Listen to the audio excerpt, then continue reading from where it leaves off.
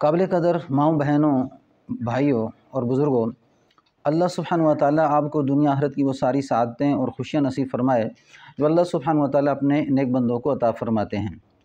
آج آپ کے سامنے جو عمل پیش کیا جائے گا وہ ہے کہ انسان کے ساتھ جتنے بھی بیماریاں لگتی ہیں، جن میں نظر ہے، جادو ہے، جناتی بیماریاں ہیں، اور اسی طرح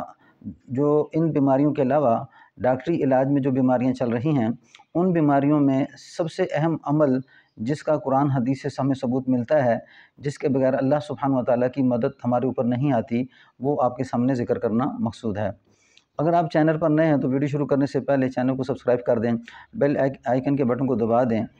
اور ویڈیو کو ثواب کی نیت سے شیئر بھی کرتے رہیں۔ اگر آپ کوئی سوال پوچھنا چاہیں تو ضرور کمنٹ میں مجھ سے سوال کر لیں،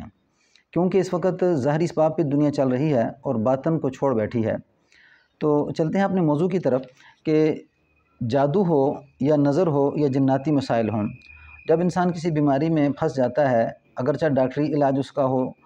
یا اگرچہ روحانی طور پہ اس کا علاج ہو، تو اس میں ایک عمل استغفار کا انتہائی ضروری ہے، اور وہ قرآن حدیث سے ثابت ہو رہا ہے کہ اگر انسان اس کو نہیں پڑھتا تو نہ پڑھنے میں یہ انسان بہت بڑا نقصان اٹھاتا ہے اور اس حالات کے شکنجے سے نکلنے اس کے لیے بہت مشکل ہو جاتا ہے۔ ایک تو حدیث کے اندر آتا ہے کہ من لزم الاستغفار جعل اللہ لہ من کل ضیق مخرجا ومن کل ہم فرجا ورزقہ من حیث لا یحتسب۔ جو انسان استغفار کو لازمی پکڑ لیتا ہے، اللہ اس کو ہر تنگی سے نکالتے ہیں، ہر پریشانی سے نکالتے ہیں، اور اللہ اس کو اس جگہ سے رزق دیتے ہیں جہاں سے اس کو گمان بھی نہیں ہوتا۔ پھر ایک حدیث کے اندر کچھ اس طرح آتا ہے کہ ایک صحابی نے آپ کے اوپر رزق کی تنگی کا اظہار کیا اور آپ نے فرمایا کہ تو اس وظیفے کو پڑھ، سبحان اللہ و بحمدہ سبحان اللہ العظیم و بحمدہ استغفر اللہ، سبحان اللہ و بحمدہ سبحان اللہ العظیم و بحمدہ استغفر اللہ۔ تو کچھ عرصے کے بعد ملا تو آپ نے اس سے پوچھا کہ کیا گزری، تو فرمایا الحمدللہ میرے حالات آگے سے بہت اچھے ہو چکے ہیں، یعنی اللہ نے بہت کچھ رزق عطا فرما دیا۔ اب یہاں رزق کے لیے جو حدیث آ رہی ہے تو اس استغفار کے بارے میں آتی ہے، اور پھر ایک استغفار ہے استغفر اللہ الذی لا الہ الا هو الحی القیوم واتوب الیہ۔ جو انسان اس کو دن میں 10 مرتبہ کوئی گناہ اس سے سرزد ہو جائے تو 10 دفعہ پڑھ کے اس سے معافی مانگے اللہ سے، تو اللہ سبحانہ و تعالیٰ اس کو معاف کر دیتے ہیں۔ پھر قرآن پاک کے اندر بالکل واضح الفاظ کے ساتھ حضرت یونس علیہ السلام کا جو واقعہ آتا ہے اس میں اللہ نے بالکل بتا دیا کہ جادو ہو یا نظر ہو یا کسی بھی حالات کے شکنجے میں پھنس چکا ہو، کوئی ظاہری اسباب کے طور پہ جیسے ڈاکٹری علاج ہوتا ہے اس میں اگر پھنس چکا ہے، یا باطنی اسباب میں جادو کے اس بیماری میں پھنس چکا ہے، تو اس میں جہاں بھی قریب کسی پریشانی میں ہو تو وہاں پہ استغفار پڑھنا انتہائی ضروری ہے۔ اگر نہیں پڑھے گا تو اللہ کی مدد اور نصرت نہیں آئے گی اور یہ حالات سے نہیں نکل سکے گا۔ تو اس میں حضرت یونس علیہ السلام کو جو واقعہ آتا ہے کہ وَظَنُّونِ ذَهَبَ مُغَاضِبًا فَظَنَّ أَن لَّن نَّقْدِرَ عَلَيْهِ فَنَادَىٰ فِي الظُّلُمَاتِ أَن لَّا إِلَٰهَ إِلَّا أَنتَ سُبْحَانَكَ إِنِّي كُنتُ مِنَ الظَّالِمِينَ، کہ وہ مصر کا رہنے والا پیغمبر غصے میں آ کے بھاگا، فی الظلمات، جب اللہ نے فرماتے ہیں کہ ہم نے اسے پکڑ لیا تو فی الظلمات اللہ الہ الا انت سبحانک انی کنت من الظالمین فنادى فی الظلمات، تو اندھیرے میں پکارنے لگا اللہ تیرے سوا کوئی معبود نہیں، تیری ذات پاک ہے، میں نے اپنی جان پہ ظلم کیا۔ اب یہاں پہ اندھیرا کیا ہے کہ مچھلی کے پیٹ کا اندھیرا، سمندر کا اندھیرا، یعنی کتنے اندھیرے؟ مچھلی کے پیٹ کا اندھیرا، سمندر کے اندر یہ مچھلی ہے اور مچھلی کے پیٹ کے اندر ایک پیغمبر ہیں، تو یہ 2-3 اندھیرے ہیں۔ تو وہاں پہ آپ نے استغفار پڑھا ہے۔ یہ کیا استغفار ہے؟ اللہ تیرے سوا کوئی معبود نہیں، تیری ذات پاک ہے، میں نے اپنی جان پہ ظلم کیا۔ تو اس آیت کی تفسیر کے اندر آگے لکھا ہے کہ اسی آیت کے اندر دوسری آیت ہے فَاسْتَجَبْنَا لَهُ وَنَجَّيْنَاهُ مِنَ الْغَمِّ، بس ہم نے اس کی پکار کو سنا، غم سے نجات دی، وَكَذَلِكَ نُنْجِي الْمُؤْمِنِينَ، اسی طرح ہم مومن کو نجات دیتے ہیں۔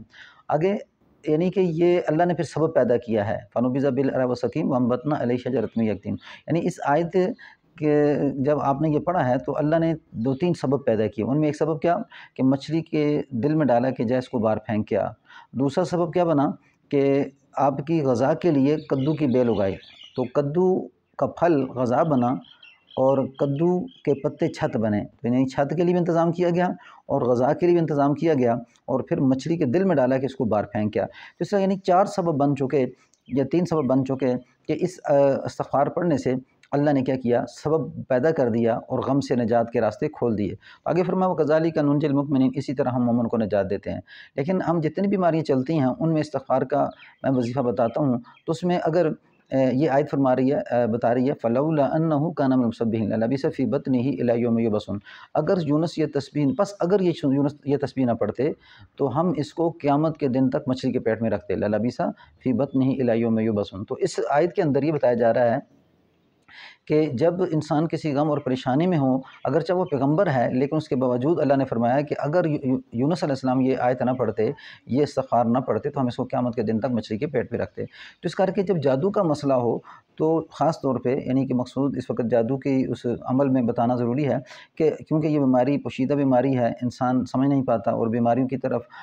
ڈاکٹری علاج کی طرف سے توجہ ہوتی ہے، تو یعنی اس طرح کا معاملہ آپ کے اوپر شکوک و شبہات ہوں تو استغفار کی آپ کثرت کریں۔ تو اس میں کیونکہ انسان کے اوپر اب ازمائش ہے، اس ازمائش سے نکلنا اللہ نے جو عمل بتایا اس کو کرنا انتہائی ضروری ہے۔ تو اس کر کے استغفار کو 313 کا تو معمول بنا لیں، جیسے آیت کریمہ پڑھ لیں یا استغفر اللہ ربی من کل ذنب واتوب الیہ پڑھ لیں، استغفر اللہ الذی لا الہ الا الحی القیوم واتوب الیہ پڑھ لیں، یعنی کوئی بھی ایک استغفار، بہت سارے استغفار ہیں، ربنا ظلمنا انفسنا وان لم تغفر لنا وترحمنا لنکونن من الخاسرین، تو اس کو ایک وظیفہ بنا لیں 313 تک، یعنی اس کو ضرور مکمل کریں، اولا درشی پڑھ کے کچھ ہی اس کے ساتھ ساتھ جو عمل جس بیماری کے لیے بتائے جاتے ہیں ان کو کریں، تو الحمدللہ کچھ ہی وقت کے بعد آپ دیکھیں گے کہ آپ کے حالات بدلنا شروع ہو جائیں گے۔